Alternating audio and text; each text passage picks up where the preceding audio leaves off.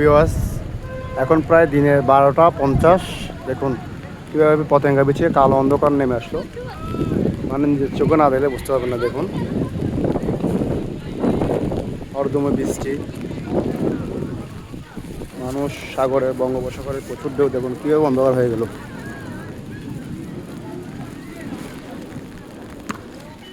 দেখুন কিসের বাহাদুরি আমাদের বলুন।